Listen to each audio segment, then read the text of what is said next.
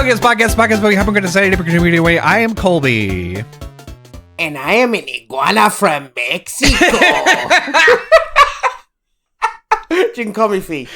Oh, man. I forgot we were going to talk about that today. I was biding my time on this one. Golly. Yeah. I couldn't stop. I couldn't stop thinking about it since you told me. Yeah. So for context, there's a I have a 2-year-old very into Elmo. Very. And like most kids. yes, for sure. And Elmo has I think it's Elmo the musical, if I'm not mistaken. I thought it was like Elmo's Imagination or something. Good question. It's hard to tell. The thing is, Sesame Street has turned into basically the Elmo show. Well, it used to not be that. No. I mean, then again, like, he's a big deal. Like, ever since his inception, he's been a big deal. Yeah. Very weird. Yeah, and he's just been growing in popularity. So like a lot of the segments are dedicated to him now, and like mostly him. So you're lucky if you get like, it's the structure of the current show is it starts off with whatever the plot of the episode is. Grover found a blank wall. We should paint everyone on the blank wall. We don't have enough colors. Let's mix them together, right? What color makes fucking brown? Yeah. That was one of the things. Is they were like Tamir comes up and is like, he's like, "Oh man, you don't have a brown that looks like my skin." And they're like, "No, we don't." And then Mina's like, "Yeah, you can mix colors together." And he's like, "Huh, I'm gonna take this yellow and mix it in with the brown. Oh, and look at that, it looks just like my skin." And then Abby, the fairy, is like, "Oh, you don't have one that looks like my skin. You've got different pinks, but they're not good enough." They're not good enough for my liking. And then she has to figure out how to mix paints to make her skin, but it's like hyper pink, so it's like a different process. She watches Chris make a strawberry smoothie, and she's like, "Eureka!" You're like, ugh. Hell yeah! You get that segment, and then you get a small cutaway to like, here's some actual kids solving this problem in a minute. Okay, great. In the real world. And then they cut away to a very short segment that then it'll cut to either the foodie truck or Abby's Amazing Adventures. And then... wait, is that the one with her brother? Yeah, with her brother, Rudy. Oh, God, I hate that. He's the worst.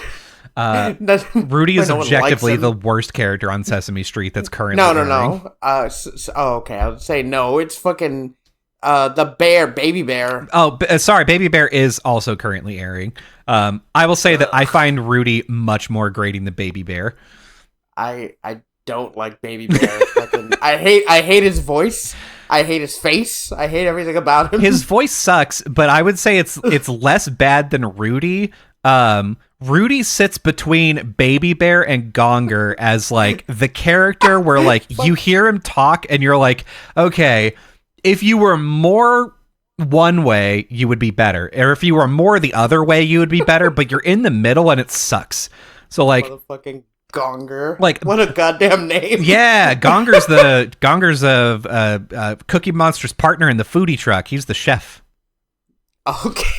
Oh wait, isn't that girl? Or no, no, he's just pink. that little girl. He just is like, pink. That's not. Okay, he's not a girl. I thought he had the little girl puppet. That's like, fucking Cookie Monster, don't eat that shit. And he's like, okay, I won't. Yeah, and he's like, fuck it. That is exactly what happens. Like half the time, like they get a call from someone that's like, God, one of them was like, "Hey, my little sister really likes worms. Can you make her a dish that's like worms but not worms?"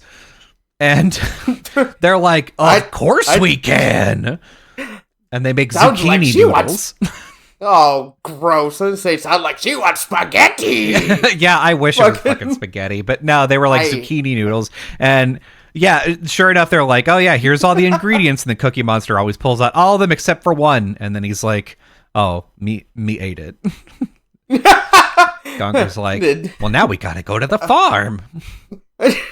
Well, now we gotta go to the goddamn store, Cookie Monster. Okay, number one, they never go to the store. They went to a deli one time, and I was like, this feels like cheating.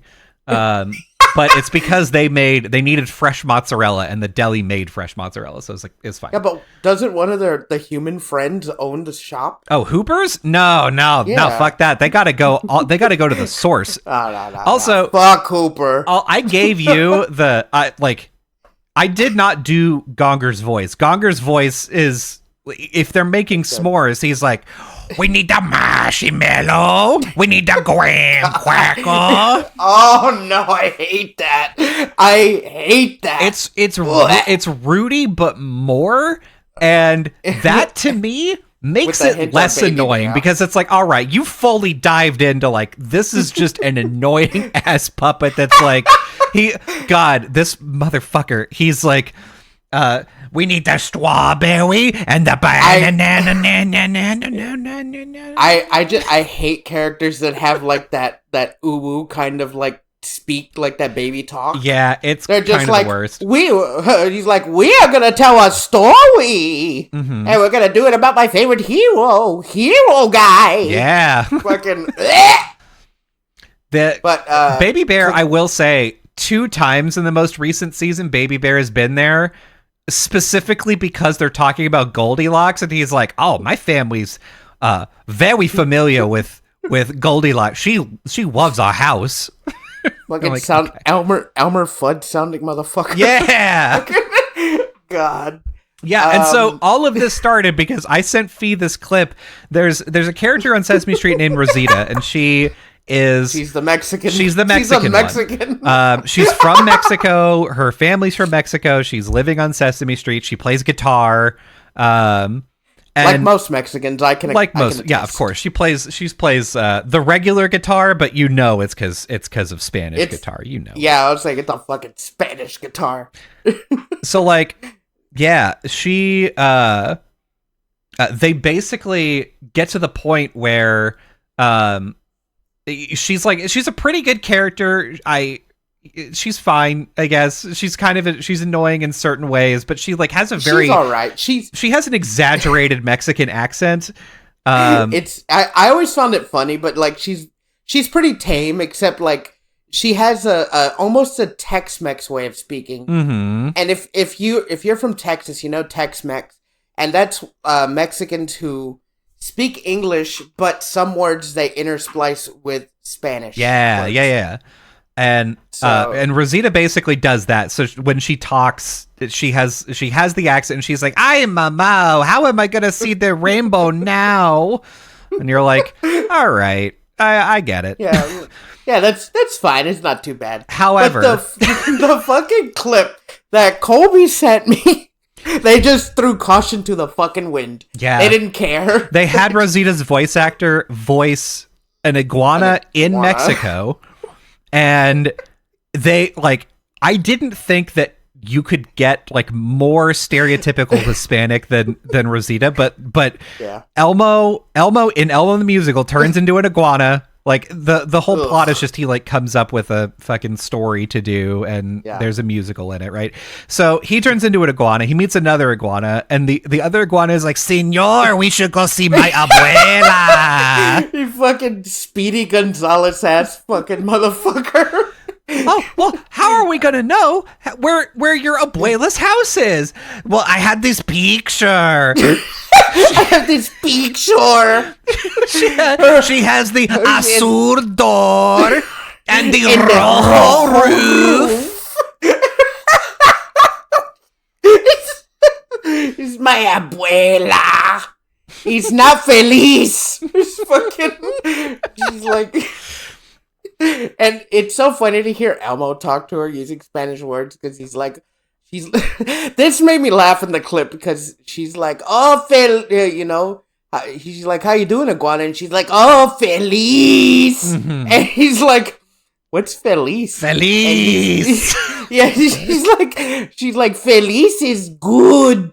You know, I'm doing Feliz. And she fucking exaggerates it. And I fucking died.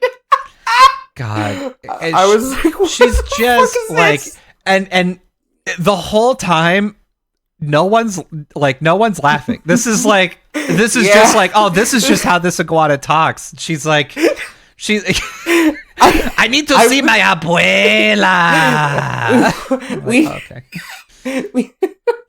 We eat her birthday. Feliz cumpleaños. She's got the amarillo door. This is. Oh my god! And then they get there and they're like knocking on the door, and a fucking horse comes out, and it's like the whitest lady, but it's speaking Spanish. Yeah, like, oh. They show up, like, the whole thing is that this iguana is just too excited. They're like, oh yeah, here's a picture of my grandma, and this is what her house looks like. And they're like, oh, there's a house with a blue door. That must be your grandma's house. Like, what the fuck? Yeah, and then they knock and a horse comes out, and he's like, I'm not your abuela. Yeah, I'm not your abuela. I am an abuela, but I'm not your abuela. Okay, all right, what the fuck are you doing in Mexico, you fucking horse-ass, white-ass horse? Go away, white horse. Go away. Yeah, get out of here. But, like, I just wanted to talk about that because it made me laugh a lot. It's very good, and it, like... I will say that they end off with a song that is for sure, I don't know, like kind of Tejano inspired, and yeah, they have in the background just two mariachis, and two fucking Muppet mariachis, Muppet mariachis, and their eyes are half closed, just like they're ready to take a nap. I swear to you. I think one is, but on the right side, there's just one making direct, non-blinking eye contact with the camera. And, they have, because they're hand puppets, they have, their mouth, squeezed, so he's making, this face, this constipated face. I'm like, what the fuck? Yeah, Yeah, I'm looking at them now. Both of them do have mostly closed eyes, but one of them, the mouth is just shut tight, and... looks very pissed off. Does not look like it wants to be there. I fucking love it. But that's not what we're gonna talk about today. But I just wanted to talk about it for a minute. Yeah. Because it made me laugh. It makes sense. It makes sense that you would see that and you would be like, no. We gotta. The people gotta know. Yeah. But I don't find it I feel like someone would find it offensive, but not a Mexican, right? Yeah, I mean, it depends, because that's a thing that I've had to sort of get used to, because you and most Mexicans in general are totally fine with any amount of representation, even if it is as long as it's not super negative and it's not okay, dude in a sombrero and a poncho eating fucking tacos, you're like, yeah, that's great. Dude in a sombrero and a poncho taking a nap and being unemployed, no, that's less good. I don't know, because as if it's a comedy, and they make that character funny, it's fine. Yeah, it's fine. The character has to be good and likable to get away with that. Yeah, because if it's that, but the character is getting his ass beat or punched down, then I mean there is an issue, yeah. Mm-hmm. But because the jokes that we see all the time are just someone going to Home Depot and Mexicans jumping in the back of a car. Mm-hmm. Are I would say negative stereotypes can also be funny, because I know Carlos Mencia would do it. Everyone fucking loved him. Yeah. And fucking George Lopez as well. And They don't talk about positive stereotypes of Mexicans. That's true. They just talk about the negative stereotypes. That's true. But, we all love those stereotypes because, it sounds like it's exaggerated, but we see them and it's pretty much on point. Well, yeah. Also, it's coming from somebody who it's clear like is part of that culture and like understands it, and it's not taken like out of context. So like if somebody like if Dane Cook were making the same jokes that Carlos Mencia was making about like, you know, about Mexico, or in particular George Lopez when he's talking about like his grandma, like no, not okay.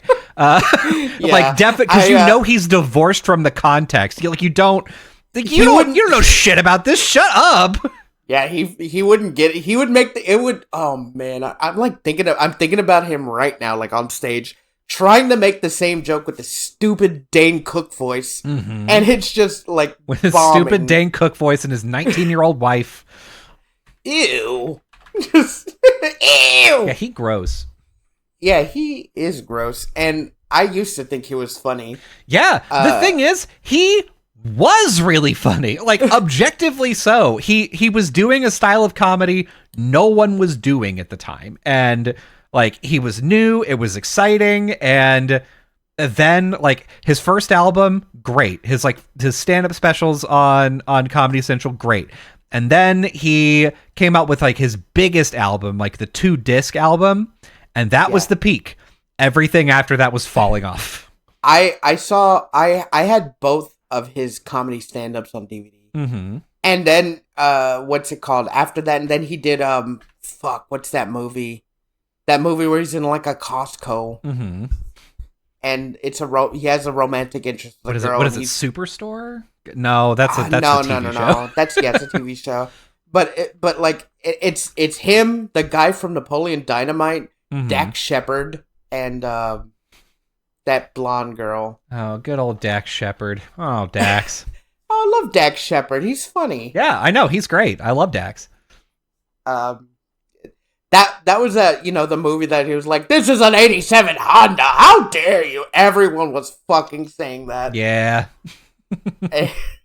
But like, that's how big he was. Like, I always mix Dane Cook with Ryan Reynolds. Yeah, because he really... okay, it's Employee of the Month, the movie that you're talking about. Employee of the Month. There you go. I love that movie. Yeah, great movie. He does look like Ryan Reynolds. Yeah, like budget Ryan Reynolds. Yeah, he has a big head. And he was also in Waiting with Ryan Reynolds. So oh, dude. Oh, yeah. Wait. Dane Cook. Dane Cook was in Waiting. He was one of the one of the cooks with the neck tattoo. Ryan Reynolds was the main guy, right? He was showing the new guy around. Yeah, and the new guy's Justin Long. Is it? Yeah. Oh shit. Yeah. That movie has like a lot of real Luis Guzman was in that movie as well. Like Anna Faris was in it. Love Luis Guzman. Yeah. Luis Guzman is like deeply underappreciated as an actor. What's funny though, the most recent thing he's been in was Wednesday on Netflix. Oh, yeah. He was Gomez, and that show sucked. But he was a good Gomez, except I liked him. He looked good, but I didn't like him because he wasn't like expressive. Like he was very lazy. Like every time they showed him, he was just like really slow, and he talked slow. Oh, and like he didn't move around like Gomez does. Like even the live action one, Raul Julia. Mm-hmm. That's like my definitive live action Gomez. Yeah, He Gomez is supposed to be like fast mover, fast talker, very Animated. Charming, very quick. Yeah, he's like animated. He sword fights and shit. And Luis Guzman just didn't bring it. But I am happy that they made the Adams Mexican in the Netflix adaptation. Yeah, hell yeah. Which is very funny to me. Yeah, like, fucking why not? This is a really random Mexican-centric episode, but yeah, no, this is you know what? The title of this of our stream does not reflect. We're just going to be talking about Mexican stuff today. That's it. I mean, sometimes the title doesn't reflect anything we talk about. God, isn't that true? Most of the time. a lot. But, like, we go off on tangents. But, again, I didn't like Wednesday. And, it's because there's so many plot holes and she's so unlikable. Wednesday herself, she's unlikable. And it doesn't make sense. Well, I mean, it makes sense, but it doesn't make sense. I just... But, okay. I don't want to spend 30 minutes talking about Wednesday, although it could be relevant. It came out last November, so yeah. I mean, I can't argue with you because I've never watched it, so I don't know. I did. I binged it all in one day. Yeah, that's just who you are and what you do. Look, if I find something that looks interesting and I want to watch it, I'm gonna watch it, and there's not a goddamn thing anyone could say about it. Yeah, that's fair.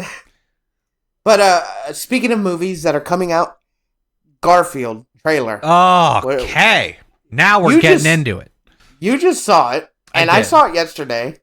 What do you think? What's your thoughts? I can pretty much already tell how the movie is going to play out. And the thing, God, I keep thinking about this. So Chris Pratt, for whatever reason, keeps playing really iconic cartoon characters as a VA, and I don't know how he keeps getting these jobs. But he just does sound like Chris Pratt in this. Yeah, it's a Chris. What's funny though is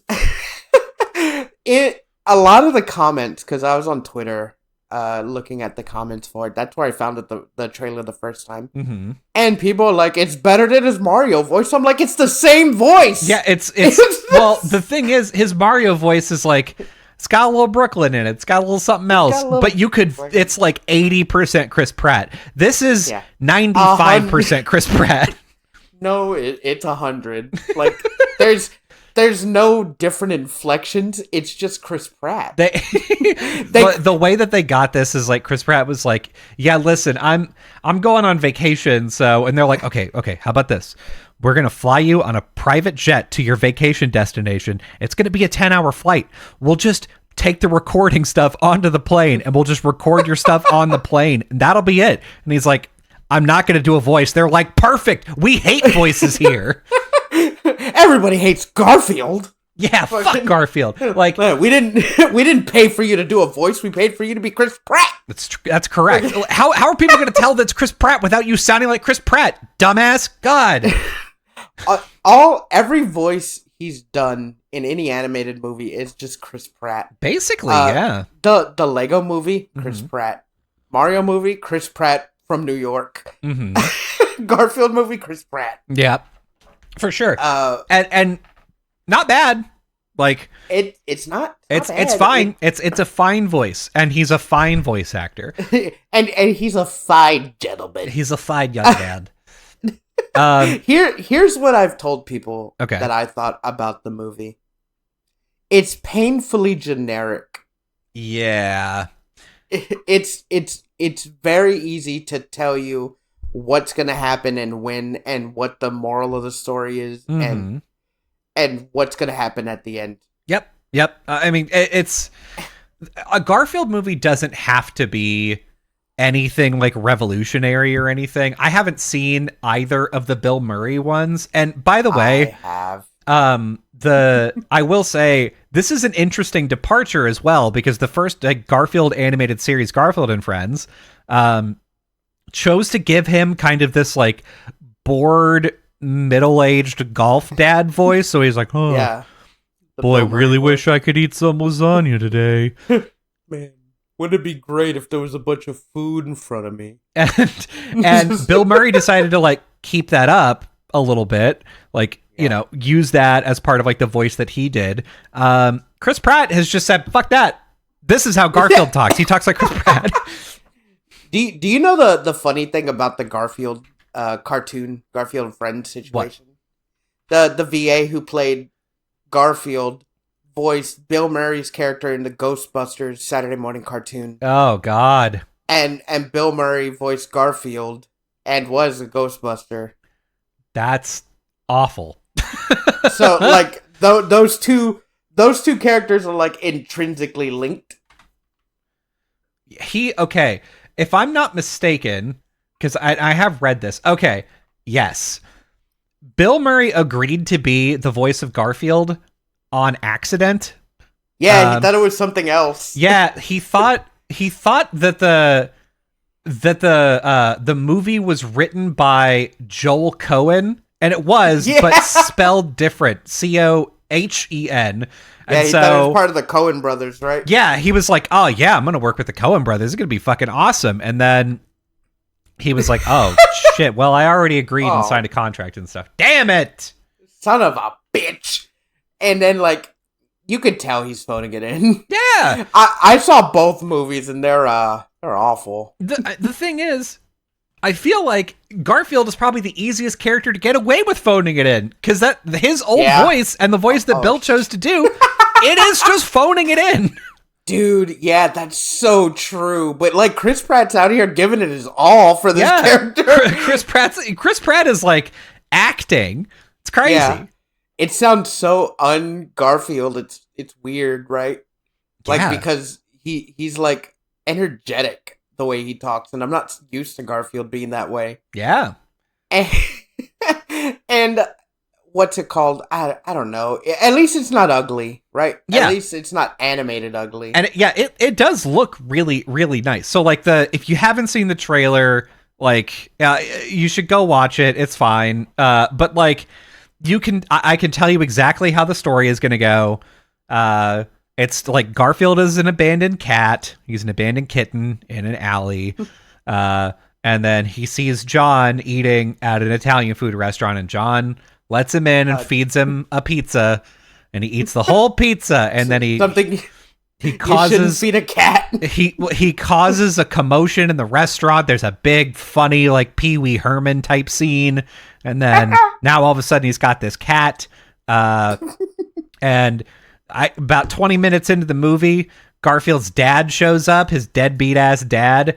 And voiced by Sam Jackson. Voiced by Samuel L. Jackson. I don't know how the fuck they're pulling that off, but okay, sure. And his dad is huge. His dad is just fucking yoked. And so a big fucking cat. I forgot. Is his name Thick? Is his name Thick the cat?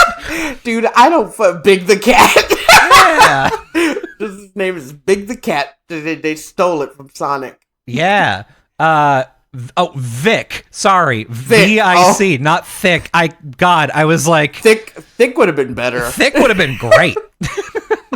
Yeah, I'm your dad. My name's Thick. Yeah, that's what the ladies call me. Hey! So, like, his dad shows up, and he's like, I hate my dad. And his dad's like, oh, we should make up for lost time. I love you, son. And then... Well, yeah. Why don't you get away from this human and come with me across the country? Yeah, and then him and his dad go on an adventure with Odie. Odie shows up, and he realizes, he's like, man, fuck you, Dad. I want to go live with John. And then they have to like go back, but by the end of the movie he's like reconciled with his dad and he's living with John again. Maybe his dad dies. What if like Garfield's dad just like leaves him again, and then Chris Pratt does like the Will Smith the fucking Fresh Prince. Yeah. Yeah, the fucking dad, like he's like, he went there with my first basketball. He wasn't there for my first lasagna. He wasn't there for my first lasagna. Why don't he want me, man? Fucking John just hugs him. And that's the last 20 minutes of the movie is just Garfield crying and John just holding him like, this cat seems real sad. I wish it could talk. That's so funny. Like, I think that's the play. Like, you can't have a Garfield movie centric on John, because John is such a boring character.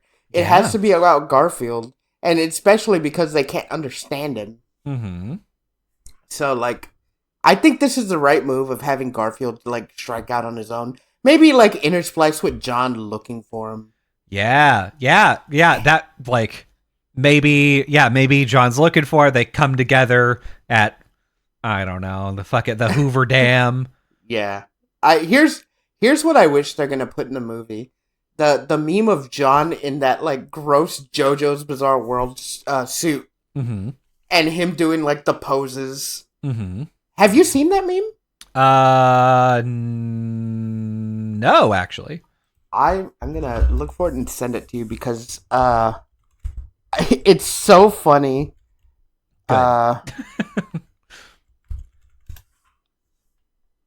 Yeah, this is audio poison. I'm sorry. You keep talking. I'll just send you the thing. God. Okay. Yeah. I as far for my credentials, let me establish my Garfield credentials. I was part of the official Garfield fan club. No way. Yep, I certainly was. I mailed in a check and got some Garfield stationery, a Garfield pen. I had a bunch of the comics. So yeah. Oh yeah, I've seen those comics at your house. Yeah. So yeah, I was like the Garfield guy, dude. Again, part of the club, paid money, bought Garfield games, amazing. And I gotta say, as a Garfield fan, you have hit it right on the head. There's nothing that's really Garfield about this so far. This is just, this could be any movie. If it were called like Timbly the Hungry Cat, then I would be like, sure, yeah, I bet so. Here's what I wish they would do instead of Garfield, because Garfield is all right to make. He's the more iconic one, right? Mm-hmm. I just wish personally that they would make a Heathcliff movie. Oh, get the fuck out of here with Heathcliff! I think Heathcliff is like prime for fucking. He's prime for like making a comeback. I love Heathcliff. I'm gonna say this right now.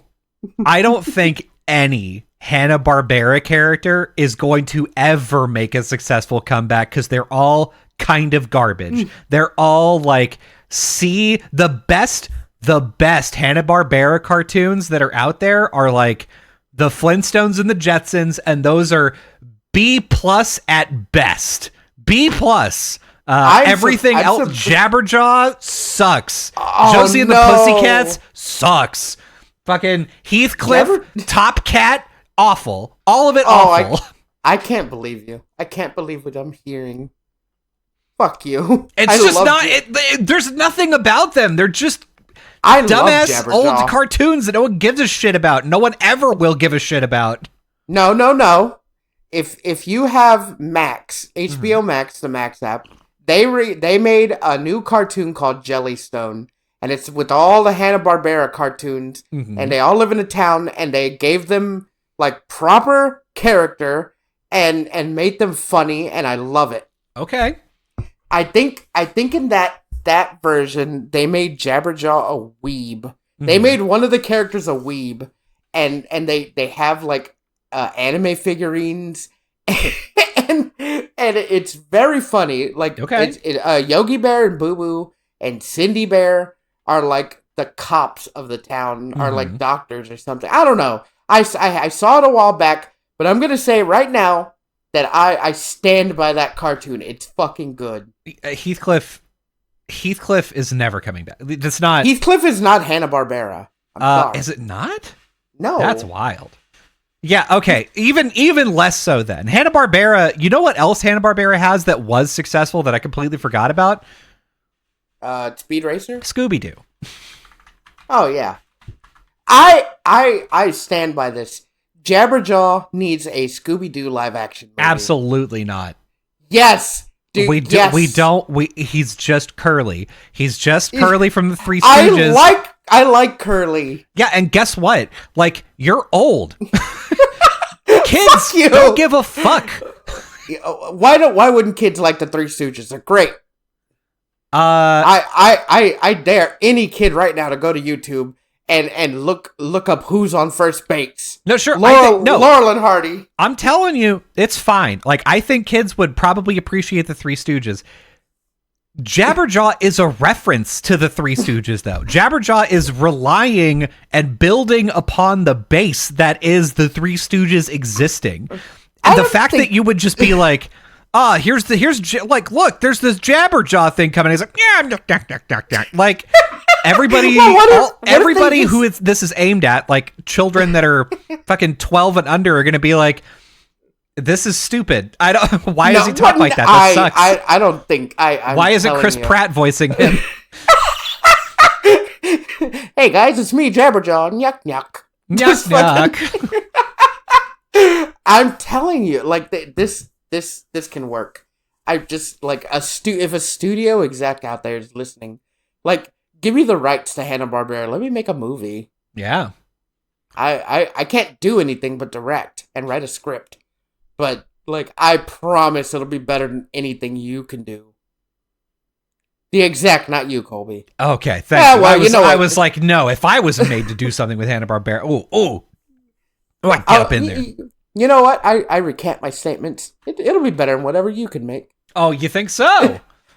Yeah, I do think so. Okay. Honestly. All right, fine. Fuck it. How about this? Right now. You son of a bitch. Right now. Tell me what you're going to do. Pick any Hanna-Barbera thing. Tell me what you're going to do with it. Oh, man. Okay, you know what? Make a Laugh Olympics movie. What the fuck is a Laugh Olympics? It's where all the Hanna-Barbera characters came together and they participated in something called the Laugh Olympics. Okay. And there was like 3 different groups. There was like the Hanna-Barbera guys and the fuck ups and the evil people. Mm-hmm. And they were always fucking with each other. Or you know what? Not the Laugh Olympics. I'd make a fucking wacky racer movie. You son of a bitch, that's what I was gonna say. I legitimately have the Wikipedia page for Wacky Races open right now, and I was like, all you gotta do is make Speed Racer again, but with Wacky Races, and it's gonna be a great movie. I don't give a shit if it doesn't work for anyone else but me. That's a great movie. I know, you're like sitting on this trigger, you're like, you motherfucker. Dude, all of the Wachowski movies, every single one of them can be thrown in the garbage except for Speed Racer, and my life would not be affected. I love the Speed Racer movie.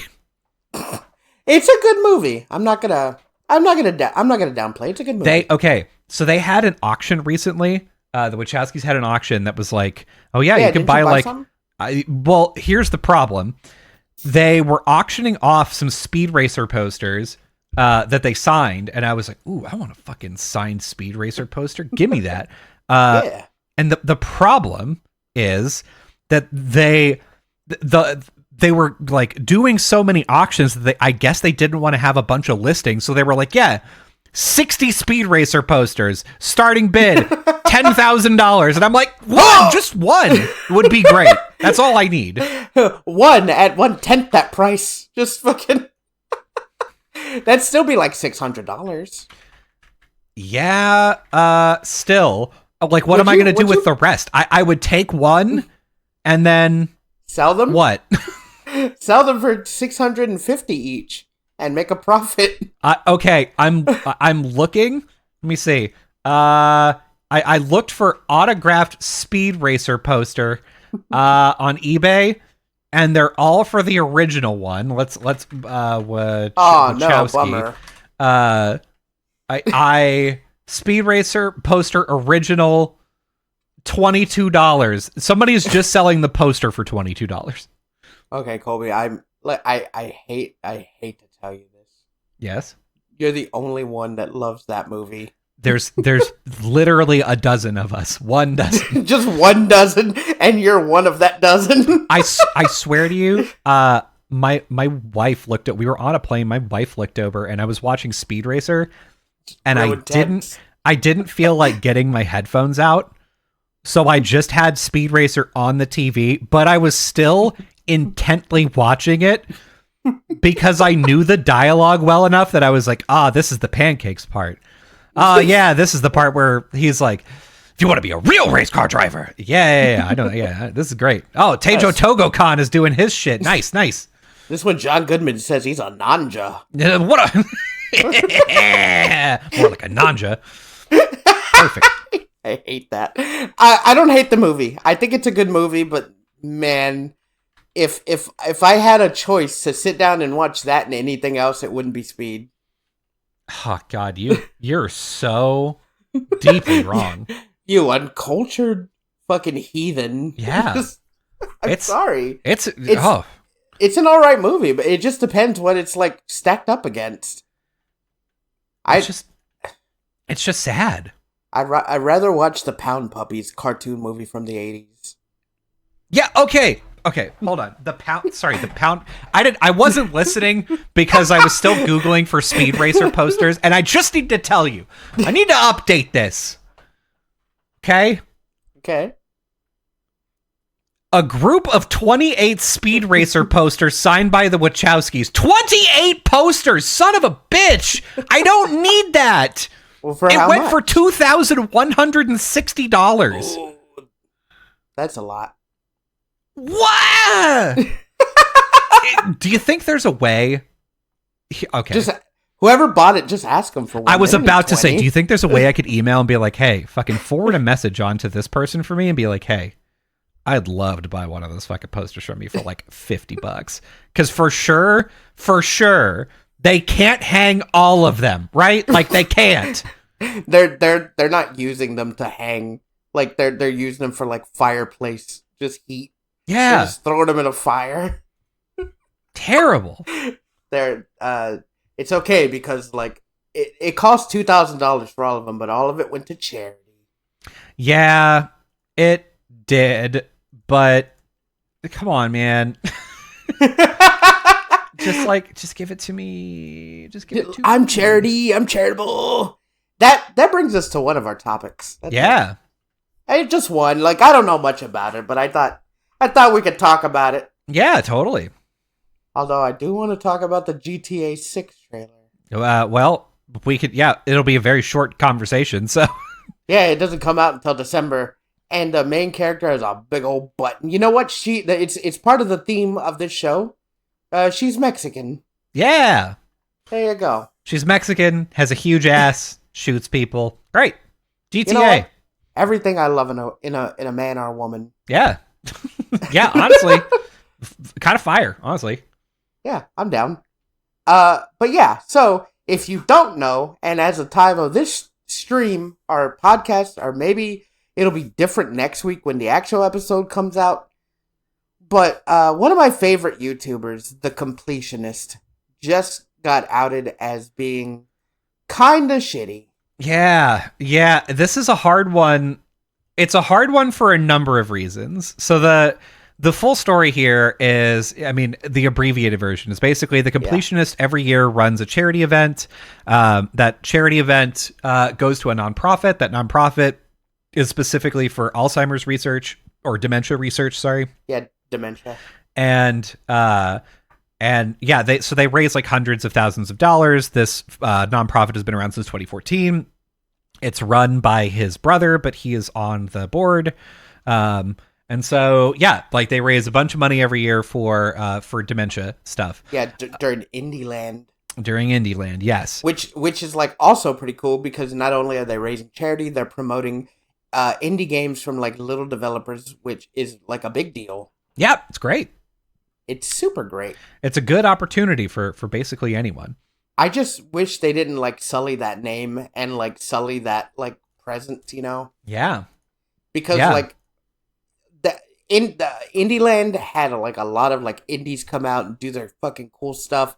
Mm-hmm. And now it's sullied by this like this setback. And I saw the two videos, one put out by Mudahar and one put out by Carl Jobst. Mm-hmm. And to me, it's like one of two things because Gerard, the completionist, by the way, says he didn't find out until 2021, and it's now 2023, and he's like working up for the next Indieland this year, but like he knew about it for 2 years, so it's either like gross negligence or like I don't know, man, just because the way he said it is like. He's like, yeah, I know that this has been going on, And what they told me, and the thing is we're trying to find a good place to send the money, and no one has like met our standards, right? And I'm just like, but you've talked about, you've talked for like the past, since 2014, you're like, we're giving it to the DHCT or whatever, and the FTTS or whatever. Yeah. And we're working with all these people. He listed names. Yeah, and he's like, we're working with all these people and like directly, and we're giving them money, and we're like working with this dementia place in like California, and like directly, and we're like their line of like money, and apparently that's just been a lie. Yeah, just not true. And like the thing is, the defense, I don't know what's a weaker defense here, because like the actual defense is like, well, we have all this money and we've wanted to give it to people, but we haven't been able to because we can't find a charity that like has like meets a reasonable level of like proof of like what they're going to do with it, and we want to make sure that this like actually goes to funding. Like, sure, that's an excuse. I don't think it's a good one. That's an excuse for like if you held the money for like a month. That like a month is long, but it's also just like, yeah, we're trying to find out which one we're gonna send it to. But like 8-9 years. Yeah, 9 years is okay. Let me float this by you, Fee. Would this excuse be more believable if they were like, we just like I thought he was doing it and he thought I was doing it. Oh, you know what? Oh, what a big fucky wucky. My bad. You know what? I'll do it right now. I'll just go. I'll go make a PayPal donation real quick. I think this cancer. No, sorry, dementia. Whatever I said earlier. They have a Cash App. I'm just gonna give him a Cash App. I still wouldn't be happy. I mean, I'd be glad if he donated to a charity, like just all of a sudden. But the excuse of, I didn't. Man, what a fucking mix up. Like Gerard himself is one of the 5 people listed to be into that account. And the rest of it is his family. Like, Gerard himself is listed as a director of the account. And, like, that, like, his brother and his dad, like, have to know what's going on. Because I forget who's, like, the one in charge of his dad or his brother. But, like, it also would, like, break that family apart. Because, like, now Gerard being, like, this public figure that everyone thinks is, like, a swell guy. And, like, a really, like, cool charity guy doing all this stuff. Now it's pretty much fucked him, right? Unless, like, we hear his side of the story. But, like, his brother and, like, his dad, maybe, I'm not sure which one's in charge, have just fucked his public image. Because, like, of this gross negligence, which could lead to jail time if like, sought, like, after. Not to mention, like, the audit would be a nightmare. Yeah. I'm really wondering how things are going to go. So, I mean, what I'll say is that it's an interesting spot to be in, because now I think the charity, like the event itself, is fucked. Like, he can't do it anymore, or at the very least he has to like have someone else do it, I think. But you know as soon as the next one starts, if a next one starts, the chat's just gonna it's all gonna be like, oh yeah, we're gonna give the money to this time, you're just gonna put it on your mattress or whatever the fuck. Yeah, how long are you gonna hold this money for this time? Another 10 years? Yeah, hey, you do know that inflation keeps going up, right? So, like, the money that we gave you 9 years ago is worth less than the money in the bank account now, you fucking idiot. You do know that, right? Dude, the worst part is they're like, we're waiting to give it to someone so it doesn't go to, like, a doctor's paycheck or whatever, or, like, it just goes to, like, nothing. The thing is, that's, like, $600,000 that could have just gone to research these past 9 years. And even in one, because they did a live call with him, and he was like, well, one of the charities pretty much said that if it's like not in the 6 digits, it's basically throwing money in the fire. Fuck you. No, they didn't. No, they didn't say that. They fucking didn't say that. I mean, like, no here's charity. The thing. I don't know. I don't know that, because it very well could be that they're like, okay, when you think about like the logistics of like the donating the money, being able to process it, move it from one account to another, being able to actually pay things out, like stuff gets shaved off so much along the way that if you don't give, like if you give only $5,000, we're only able to use like 2,000 of that, and at that point it's like, why? Yeah, but like every year they raised almost $1,000. Like $100, yeah, $100,000. So like it they wouldn't just give it to him. They wouldn't throw it into a fucking ravine. Mm-hmm. Like that's a substantial amount of money. Yeah. Even like their first one was like $30,000. That's a lot of money. Yeah. Like, it's not in like the 4 digits. It's a 5-digit figure. That's enough for like research for like that year, and then it kept getting higher, and the higher it would get. That's still like, yeah. What the fuck? Yeah, I do have trouble believing that if you were like, hey, reasonable charity organization, can I give you $100,000? That they'd be like, I don't think so. That's not enough. You must not care. Just, yeah. I don't think they would just take his money and wipe their ass with it. Yeah. And be like, that wasn't enough. It's just, man, like, because I've seen other charities raise like less than that, and YouTubers giving it to those charities, and charities be like, oh fuck yeah, this is gonna help a lot. Yeah. Like, because they always raise like anywhere from like 20 to like 50K for like other charities, and it's always given to the charities, and it's always like helped out. I mean, we may not like know how it helps out if we don't look into it or follow them. I just assume it helps out. Like, I assume because when they do give it to the charity, it helps out in what they needed it for. And yeah. I'm okay with that. But just to find out that they're not doing anything, and they're just like, well, I'm not going to give it to anyone because it's not going to help. Like, it's not helping you just to hold it. Yeah. Yeah, that's the worst part, I think. Like, I don't know. Because I also keep asking myself, like, okay, if we're talking about what should have happened with the money, like the number one thing should have been donated.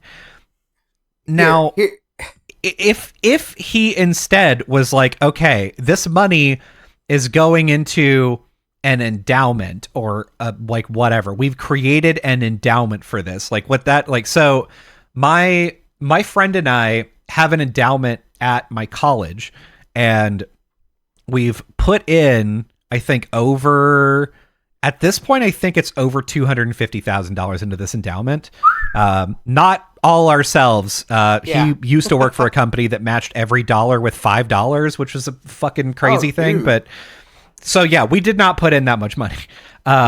But from the endowment, they basically, like, a bank has that money to put into investments and the stock market and whatever, and it grows at a certain amount. And then every year they pay out X amount from the endowment to a student that needs it, right?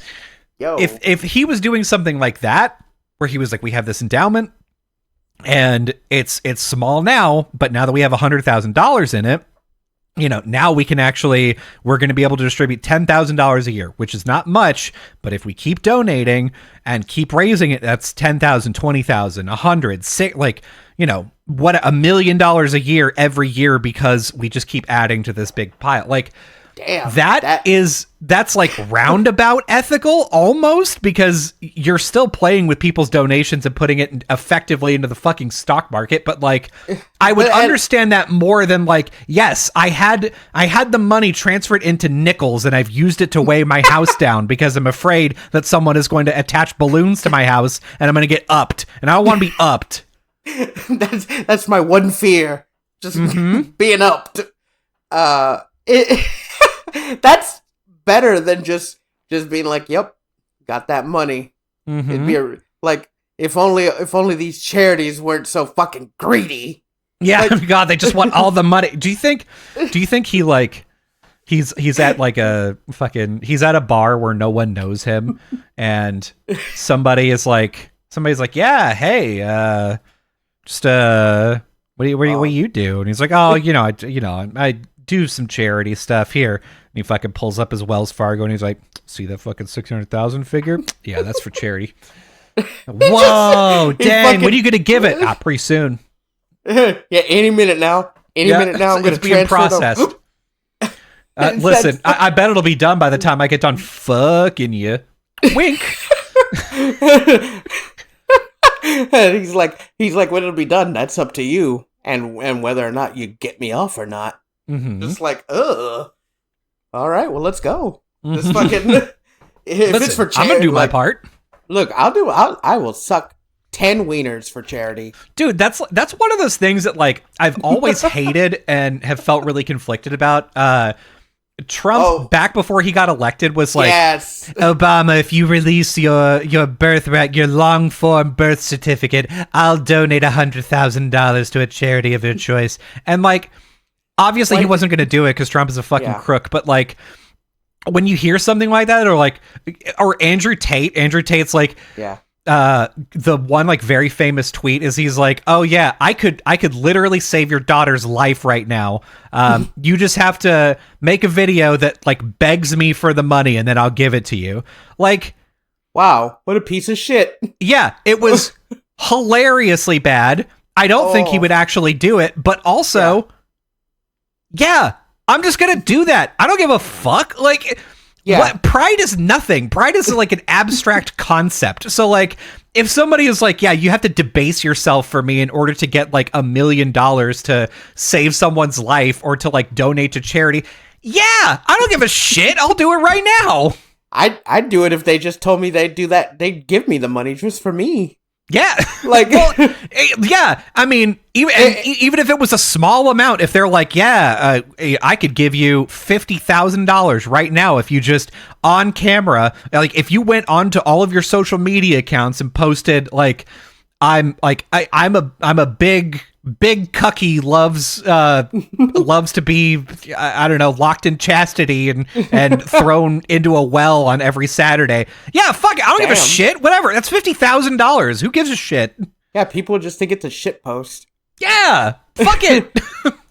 I like to wake up in the morning and shit my diapers, and then I like to get changed by my mom while I drink milky. Yeah, just like, who cares? I'm getting $50K. People can laugh at me all they want, but hey, who's laughing? Who's laughing at the end? $50K fee. Yeah, hey, $50K fee, baby. It's just, man, the way that he came out and the way he talked to Mudahar and Carl when they talked to him, he was like, I don't know, man, just something. I don't know if you saw it, but like something really rubbed me the wrong way about it, and I did not like it. Yeah, I mean, I get it though. The thing is, he has been one of those people. You know, we talked very briefly, I think, about what's his dick, the Mr. Rogers of the internet. Boogie. Boogie, yeah, not Jared. And we talked about Boogie, and like Boogie for a long time was sort of bulletproof, right? And this is a very similar thing where it's like, yeah, you know what?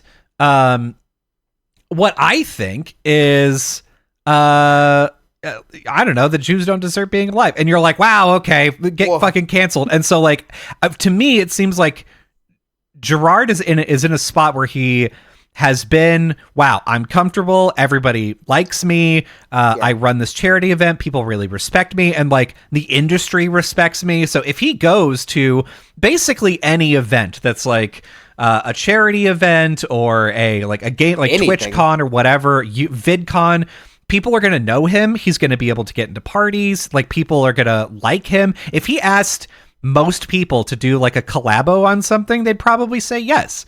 That'd be a big, huge deal for whoever like asked him to be on there. Yeah, and so like that's the world that he's been living in all the way up until Mudahar and Carl did their videos, which I think at this point, it's like 2 days ago.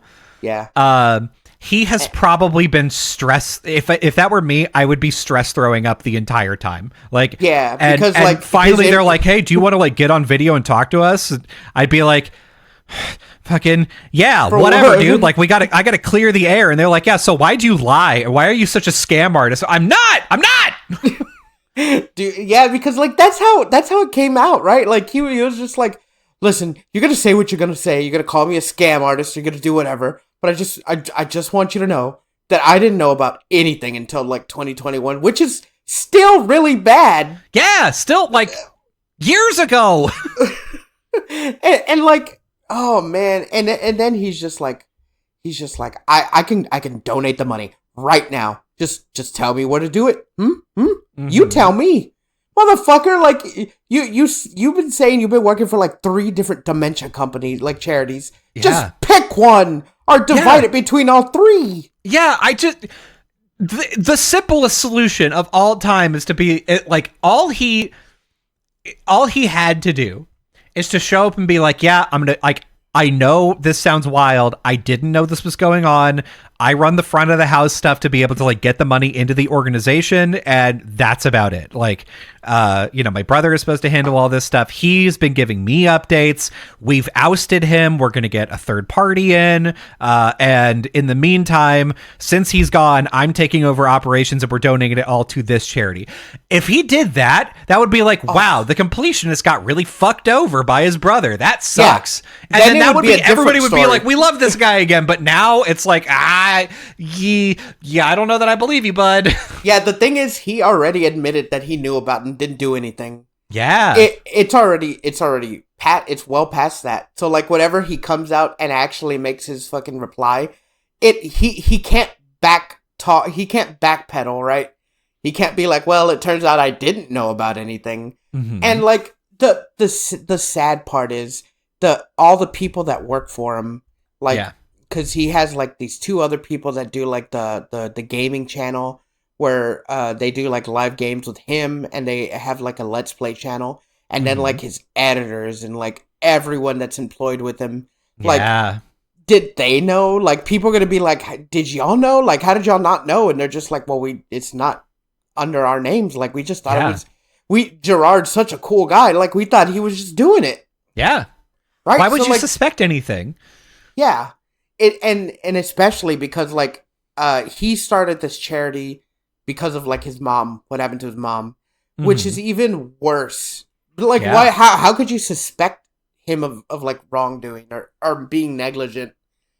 It's just, you think it's happening, and then the worst part is like, or the thing people are saying, like, why did you it's so great that you started this charity and you wanted this charity, but why didn't you just link like everything to go back to the charity instead of doing this roundabout way? Yeah. Why not like do what everyone does when they do like a charity event and have the link to that charity, or even several, and be like, you pick one, they're all for dementia and it's all fucking helping. Mm-hmm. Why not do that? So that would make sense. There is usually a reason why you do that. And it has to do with tax implications. So like the way that some so in particular, like Sea Dog VA is doing, like he's done a number of charity things where it's like, oh yeah, if you donate this much money, that's like, that qualifies you for a bid of that dollar amount for this thing. So you're donating directly to the charity. You get all of the tax benefits. If you're like, I donated $100,000 to charity, that's true. Then that's great. The other way of doing it is to have a company that holds that money and distributes it afterward. And the reason why you would do something like that is, especially if you have a lot of people on staff, you have to pay them somehow. And so if you're like, it costs me, $20,000-$30,000 to run one of these events, I need some of these donations to do that, or like we're funded in some way, then that makes sense to be like, okay, you give all your money to me. We have like, this is a charitable organization, a 501c. We have it in this bank account. It will be distributed after we get done paying everybody for setting up the thing. So it makes sense to do it that way. But whenever you do that, I don't think you can claim the tax benefits on it. So like if I were to donate $1,000 to an organization that did that, I don't think I could be like, I gave $1,000 to charity. I think I'd be like, I gave $1,000 to a business, and they gave it to charity. Like, I don't know. At least it's still with the charity. Yeah. The thing it's is net positive. It isn't that positive. He just didn't do anything, and that's like the worst part of it. And the way he like responded made him look bad. And here's the thing, all of his friends, like some of the Normal Boots guys, some of like his friends he's worked with, like in the space, have come out on Twitter and they're like defending him, and they're like, oh, we don't, Gerard would never do this, and we're gonna wait for him to come out and talk, and we're gonna hear his side, and then it's all gonna come out in the light, and they're like defending him, and that's fine, they're his friend, but like, I don't know. Like, if here's a scenario, Colby. What if we got real popular, just as popular as like the Completionists or whatever? Our loved as trash taste. Sure, yeah.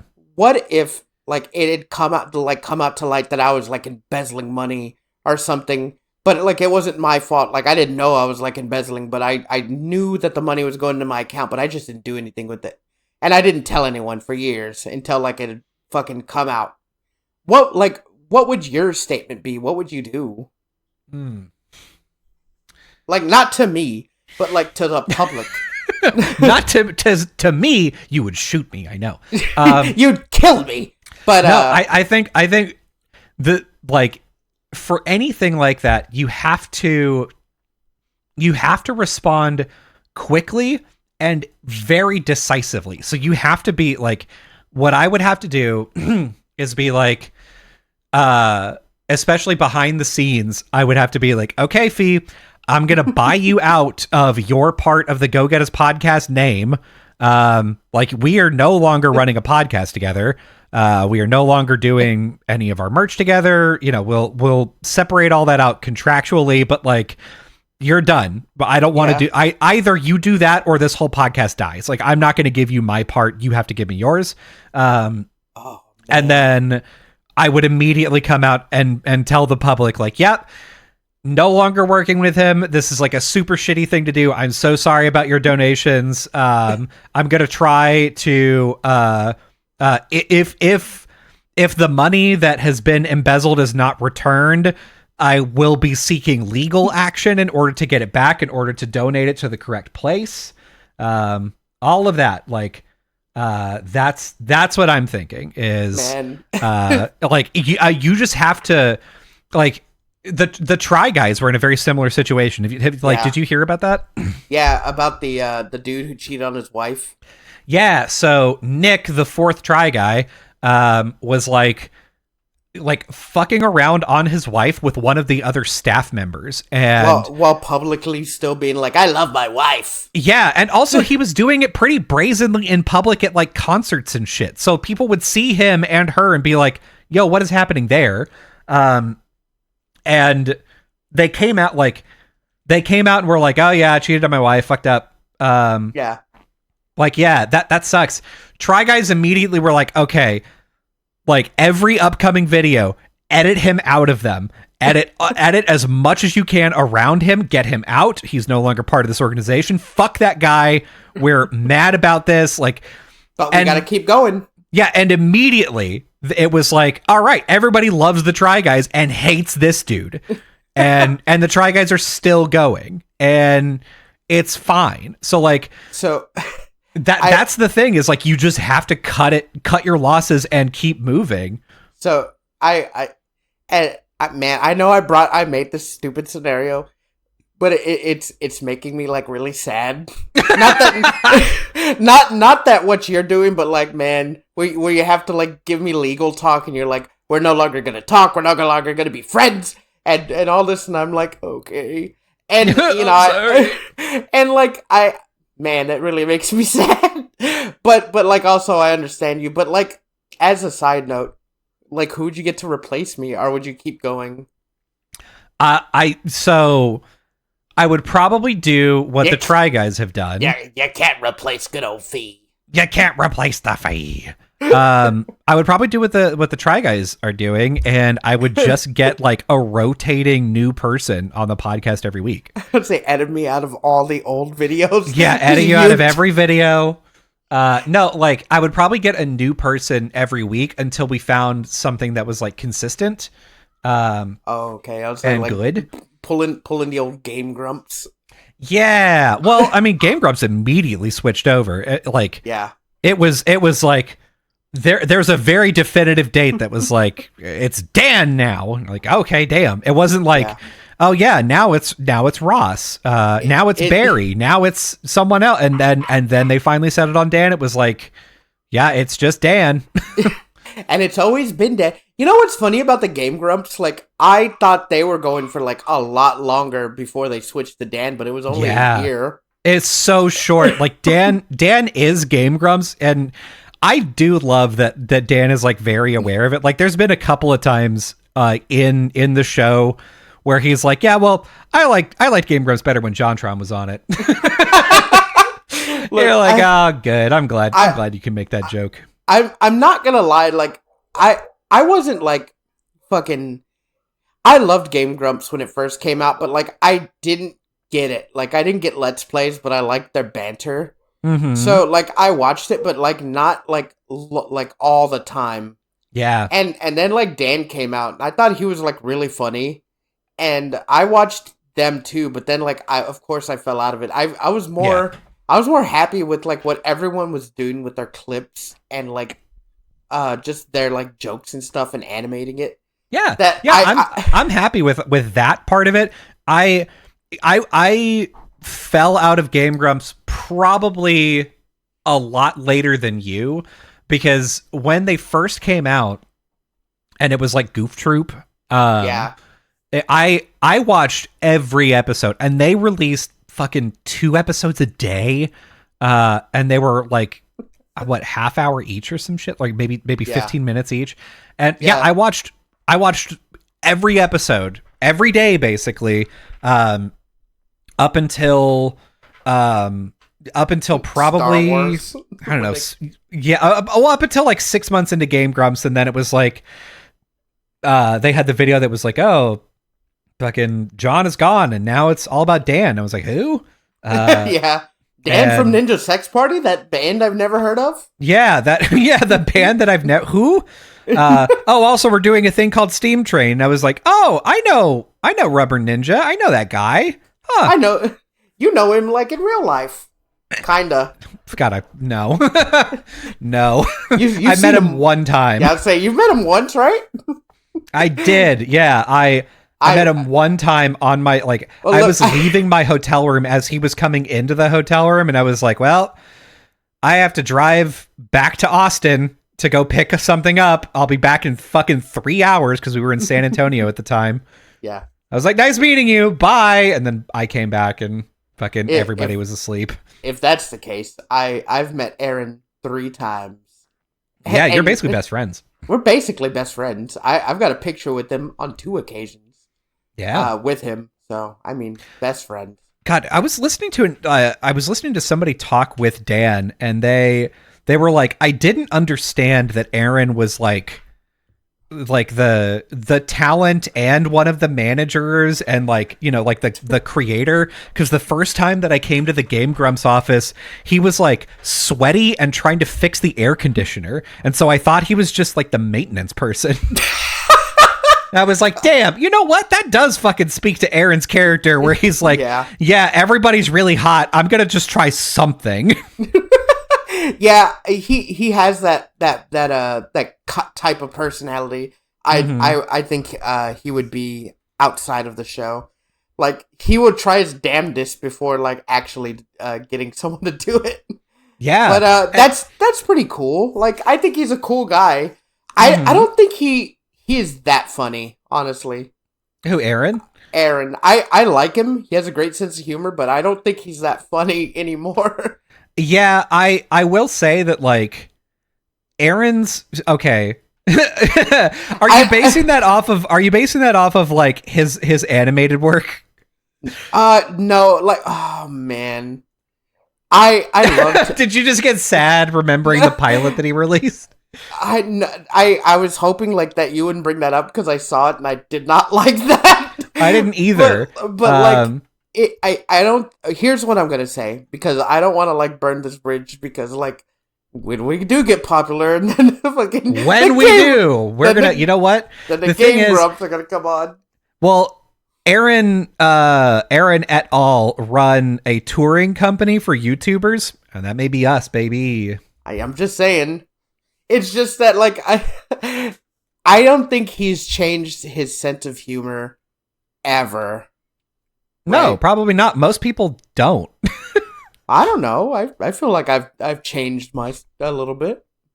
Yeah. I mean, yes, but this is the very rare improv yes, but. The problem is that whenever you get sort of like famous or like well known, that's your thing. Like, you are that. And so you have, because everybody is rewarding you by being like, oh, you're so funny, I love you, like, and you get really positive feedback, you don't really have an incentive for like growing and changing. And I would argue even on top of that, it's probably less that you're getting positive feedback and more that if you modify what you're doing any amount, people that are your hardcore fans are like, what are you doing? This sucks. This is bad. I hate that you're doing this. And you're like, okay, shit, dude. I would love if people thought of me as the guy whose comedy, like, I don't know, changes anytime, like all the time. Not changes, but like, I feel like I can make jokes about stuff, but it be different than like anything else that I joke about. But like, I always have my like callbacks, because I love a good callback. Yeah, I mean, and I think the person who is the most representative of that, of like, this person just keeps doing different things, and they're like, every time that they pick to do something new, it's great, is Neil Cicierega. He has grown up on the internet, and like, people that don't know who Neil Cicierega is, they usually know some of his work and don't know that he's done that as well. So like, he was one of the first people that did Animutations back on like Albino Black Sheep and E-Bombs World. He was like one of the first persons that did that. Then he did Ultimate Showdown of Ultimate Destiny, so people know him from that.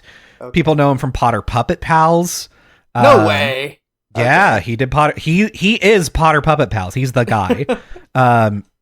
He did a number of songs as Lemon Demon, so he's like had like a relatively successful internet music career. He also did all of the like those remixes. Now, like, that's the thing that he does. He does remixes, but he also like makes music for like small independent projects, and he makes other YouTube videos as well. So like, he's got Brody Quest. He did Brody Quest as well. Like, really? So you hear these things and you're like, oh shit, really? He was behind that? And you're like, yeah, it's one dude. And you like, some of the stuff is related to each other, but you're like, if you're telling me like, oh yeah, Ultimate Showdown of Ultimate Destiny and then Potter Puppet Pals, that's the same guy, you fucking do not believe it. So like, I don't believe it, but like, you're telling me, so it has to be true. So yeah, all of those things are like wildly different and wildly funny for different reasons. So yeah, Neil is great. There's no other way to put it besides like, he's a creative person that's just like extremely good at, at doing comedy on the internet and doing new stuff all of the time. Like, it's never the same thing twice with him, or I guess never the same thing twice over the long haul. So he'll do, like multiple remix albums or whatever, but like, I wouldn't be surprised if 5 years from now, you're like, oh, this game or this app or that was Neil Cesarigo? Wow, okay. I thought he was just the remix guy. And then fucking 20 years after that, you're like, oh, this TV show? That was Neil Cesarigo? Oh, I thought he was just the guy from that video game. Like, he's one of those people that just keeps moving. Yeah, we're like the same to that extent. I'm wildly creative, but like I just don't do anything about it. Yeah. I have all these ideas with no like means to do them. I'm not that good with fucking technology at all. I'm not that guy. I'm not that guy. Yeah, I'm in a very similar situation where I wrote a book on how to do apps. Like I've made a number of games and stuff. But the thing is, once I finish the part that I know how to do and we get to like marketing and like selling a thing and promoting a thing, I don't know how to do that well. And I need someone to do it for me, but I don't know how to find someone to do it for me. So I just don't do it. Yeah, dude. I know a little bit, like, especially with like our new PNGs and like getting backgrounds and stuff and doing all that. Like I could easily find that myself. And like, if I wanted to, probably like music or whatever, but like marketing, that's why I'm always like, just ask your wife. That's their fucking wheelhouse.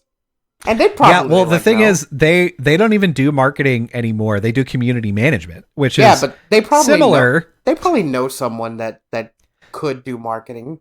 Yeah, that's the thing is like you have to find someone that knows someone, and if you don't, then it's like I don't know how to meet people. Am I going to go to Fiverr and do a fucking social media marketing manager, no, fucking advertising campaign, business manager? You can't Fiverr that.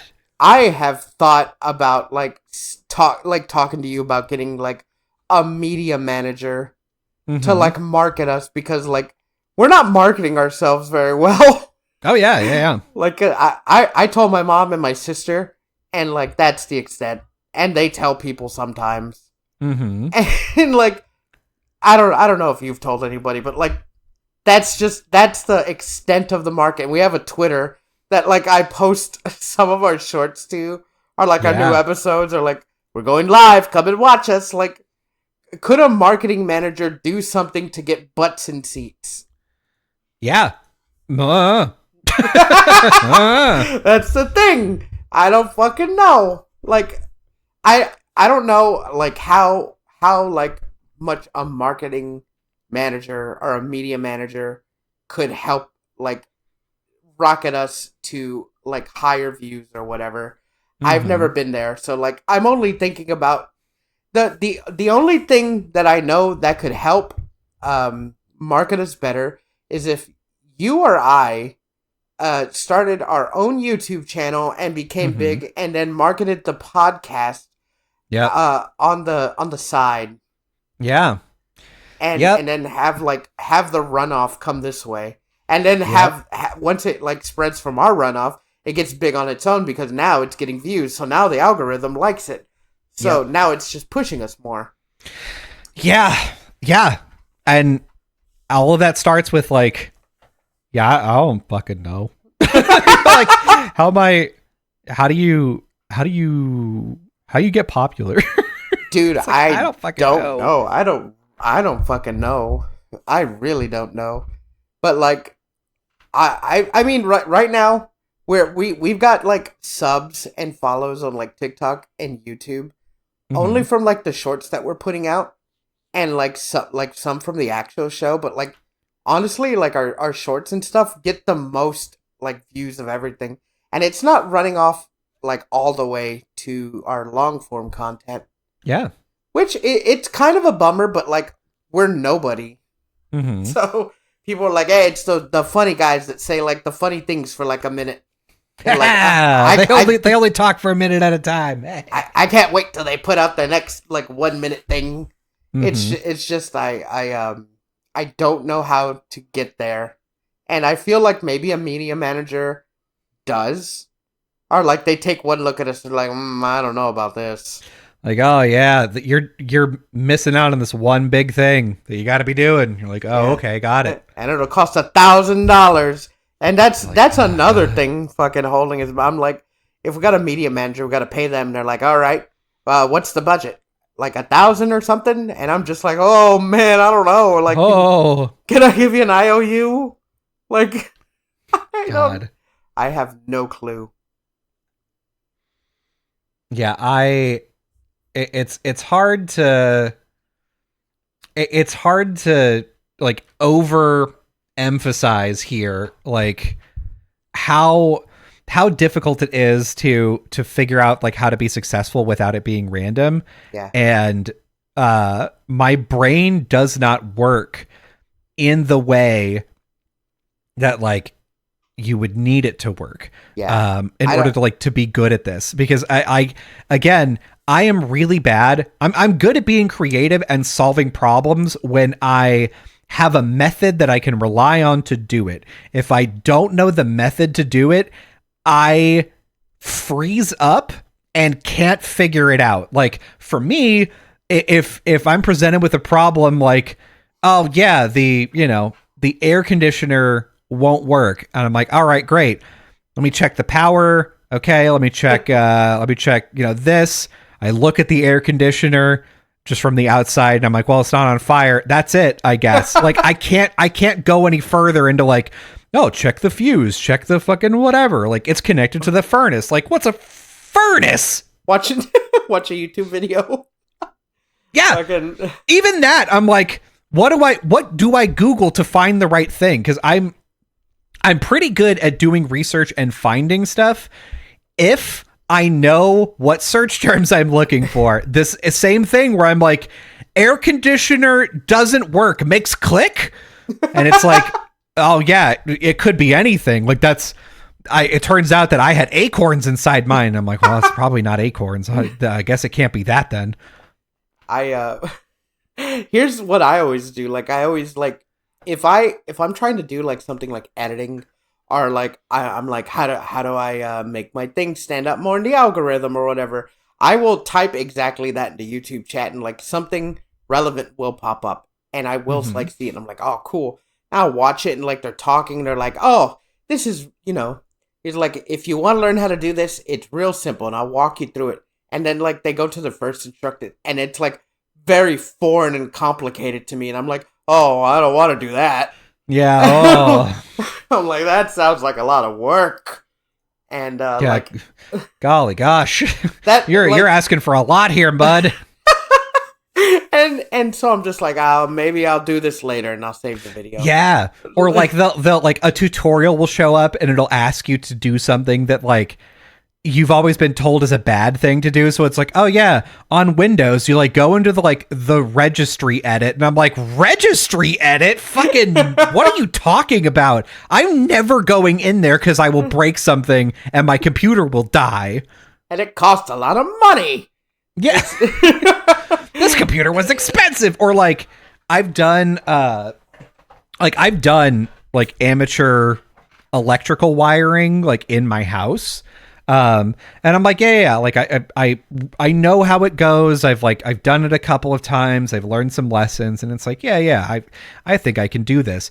And then if I'm looking up, oh yeah, well, like how do I wire this thing up? They're like, okay, well first you're going to have to like snake a wire through here and you're going to have to like ground this. You have to check for continuity here. And I'm like, you're asking for, that's too much. It's too much. I can't do it. Fucking won't even try. Here's the thing. If my current computer ever, I don't know, stops working or dies for whatever reason, that's it. I'm never getting another one. I can't afford one. So like that like if like 1 week you're like listening to the show and then like we never upload again, it's because my computer broke. That's what it is. We're gonna have a GoFundMe page that's up that says buy Fee a new gaming computer. It's like not even just my gaming computer. It's like my everything computer. I use for everything.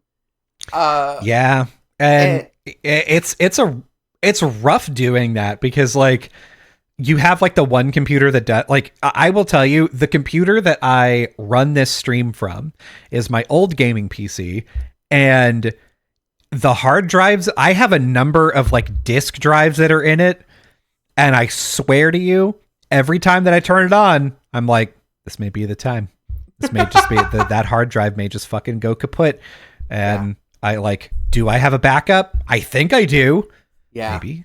That's what happened when my SSD burned out, remember? I was mega pissed. I was like, that's it. It's gone.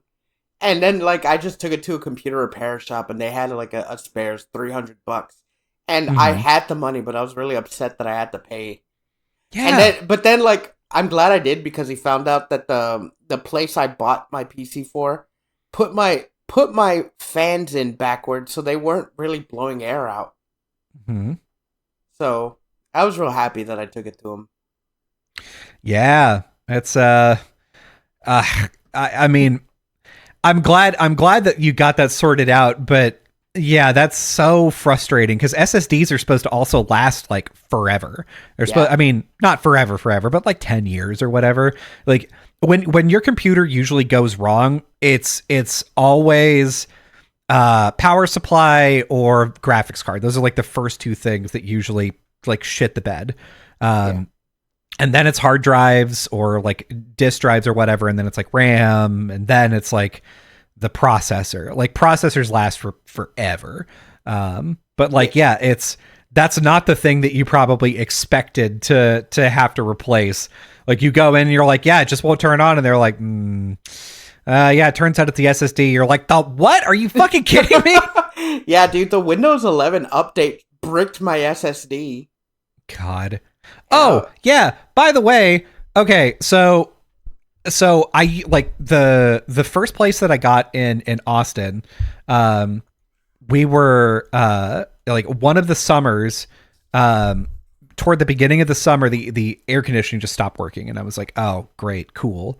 And some dude came by and was like, oh, yeah, well, no fucking wonder. This is like a 1998 air conditioner. And it's like 2012 or 2014 or whatever. Like, yeah, obviously. And I had to explain to him, and the look on his face was very good when I told him, yeah, I know that this is an air conditioner from 98, but the previous guy told me that it was a new air conditioner from 98. So it had never been installed, never been turned on or anything like that. He got it for free from a previous job. And because it had like, it was rated for like more cooling, he had it installed, but it's actually only been 2 years. So it's a 98 air conditioner that was installed in 2011. And the air conditioner dude was like, I don't even know what to say to that. Like, how the fuck does that happen? It was like, they don't even make parts for this anymore. This is like, this is ancient Aztec magic to me. Yeah, this cools the air with whale oil. It's crazy. There's nothing but asbestos in here. Like, hey! God, I think that'll do it for today. But I do want to say, being creative is hard. Not hard, but it's hard when you're creative and like you don't know the means to like let people know you're creative, which is why like I'm always coming up with like different ideas now. I'll tell Colby and I'm like, we should do this and we should do that. I'm like, I think if we did like a let's play and let me just edit it and put it on our channel, like that'd be great. It's just the means of actually sitting down and doing it. Yeah, and my response to all of it is sure. because I'm like, I don't have time to think of things. I have time to participate in stuff. But if you ask me to like put in some good brain power into like doing things, number one, again, I cannot emphasize this enough. I do not know how to do those things. And so to learn how to do it would be next to impossible. But even if I did, I do not have that time. I do. I think that's like the good give and take is as long as you're there like you record or help me record and give me the footage, I have the time to do it. Now, whether or not my brain will allow me to do it, that's another thing entirely. Yeah. But for the most part, like if you and I were to play like a game for like say an hour or two, I could edit 4 30-minute videos and release them, and then we just do that. We play like a game for 2 hours, like once a week, and I cut it up into bits. Hell yeah. Like that could work. Yeah, and listen, if you're interested in that, leave us a comment. Yeah. Somewhere. Wherever. Anywhere. We'll see him. Kobe, tell him where. Yeah, you could leave it in our Twitch chat right now. We're recording this live on Twitch, so you can go to twitch.tv/GoGetUsPod to leave a comment there. While you're there, you can go ahead and slap that follow button. That way you'll get notified whenever we go live, because we go live anytime between 0 and 2 times a week, and you'll get notified of that. If you want to just catch the replay of this on YouTube, that'll come out every Wednesday at like 2 p.m. Central, probably. I don't know. Time zones are hard now that I don't live in the Central time zone. Yeah. So we'll make sure to, I don't know, try to get that to be consistent. But you can also leave a comment on the YouTube video. You can leave a comment on one of our YouTube shorts, which are also coming out and are super sick. Same YouTube channel, just youtube.com/@GoGetUsPodcast. Or if you're just an audio podcast person, one of them purists that like, that you turn off all the lights, so you just listen to the podcast in the dark like a completely normal person. That'll come out at 5 a.m. every Wednesday. And that'll get it going for you. So that's everything. Except I do want to tell you, Happy Thanksgiving. Happy Thanksgiving. That's tomorrow as this comes out. I told Kobe before the podcast. I was like, he was like, oh, we're discussing what we should talk about. And I was like, what's your favorite part of the turkey? He was so offended. He was like, again, I'm so consumed by work that like Thanksgiving is like the deadline by which I need to like fix like, or release a piece of software. And so the fact that it's like, oh yeah, you also have to cook a turkey and like do mashed potatoes or whatever hasn't even crossed my mind. So like, he was just like, what the hell are you talking about? What are you referencing? I'm like, Thanksgiving? Like, I am very, fortunate that I don't have to worry about any of that besides eating it. Yeah. I sincerely appreciate the holiday, the eating holiday that is Thanksgiving. I love eating turkey. Although, so tell them, Fee. Tell them what they could do. Here's what I want you to do. I want you to get your favorite animated version of Chris Pratt. Yeah. I want you to invite them over to your house, cook them an immaculate Thanksgiving dinner, and I want you to set the table, set them at their chairs. You say grace, and then the Thanksgiving bandit breaks into your house and robs your food. I want you to band together with all the Pratts and go get them. Go get them. My personal favorite voice actor, Chris Pratt, is Onward Chris Pratt. So that's good. You know what? I'm gonna hot take it, Mario. Yeah, Mario's honestly a pretty fucking good choice. I like the Onward one just because he's a little goofball. Like that guy. Hey, I think we're all little goofballs on the inside. I think we all have a little Chris Pratt inside of us. Yeah, you know what? We're all a little pratty. We're all a little pratty when you think about it. A little crispy, a little ratty. We all got it. Fucking. I'm trying to think of like Garfield's like catchphrase. He's like, I got lasagna on my ball. Yeah, Garfield's famous catchphrase that like first showed up in the Sunday paper in 1986 was, I got lasagna on my balls. Jim Davis. John Arbuckle's like, what? Sorry, can you repeat that? Meow.